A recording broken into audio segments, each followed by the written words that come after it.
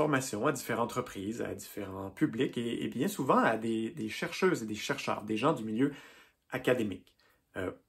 Et c'est un peu paradoxal, je dois leur apprendre qu'ils ne savent pas communiquer parce que on fait juste ça en recherche communiquer.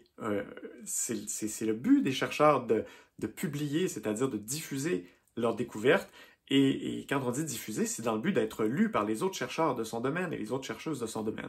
Donc on ne fait que ça, communiquer en sciences, mais on communique de façon très, très étanche, très imperméable. Les gens qui n'ont pas votre savoir, qui ne sont pas de votre champ d'expertise, n'ont pas les mêmes mots, ne connaissent pas les mêmes concepts, n'ont pas les mêmes définitions pour certains mots et ne peuvent pas comprendre. Donc, communiquer avec un grand C au grand public, avec un grand G, ben, ça nécessite en fait trois choses. Les deux premières, habituellement, je surprends personne quand je leur dis ça. Bien sûr, il faut maîtriser son sujet. Si vous êtes chercheuse ou chercheur, vous maîtrisez votre sujet. Cette étape-là est réglée dans votre cas. Le deuxième, c'est bien sûr savoir vulgariser, éliminer le jargon, simplifier, traduire. Bon, il y a tout plein de synonymes. Il y a des livres juste là-dessus sur l'art de vulgariser, de simplifier le discours et de le rendre digeste.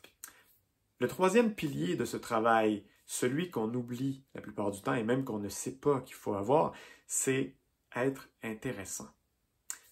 C'est raconter. Le storytelling. On est des humains, on descend d'autres humains qui ont passé des dizaines de milliers d'années assis autour du feu le soir à écouter les légendes du clan. On passe maintenant des nuits complètes à binge-watcher des séries sur Netflix.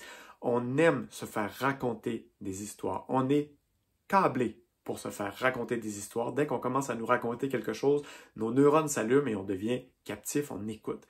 Il faut passer par là. Il faut connecter avec notre lecteur, notre auditeur, notre spectateur, si on est en mode conférence.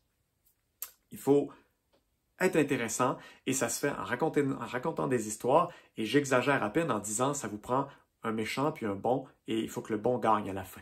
Donc, c'est vraiment les rouages du storytelling, les rouages du théâtre, du cinéma à la limite. Moi, personnellement, quand j'écris des articles, dès mes deux premiers paragraphes, je m'imagine que je présente à mes lecteurs une pièce de théâtre et lorsqu'on commence à lire, le rideau se lève et déjà on amène le lecteur quelque part. Il y a un décor, il y a un lieu, je le décris, il y a le plancher qui craque quand on marche, j'en parle, une odeur de caoutchouc ou d'huile rancie, je ne sais trop quoi, je le raconte. Il fait froid, il fait chaud.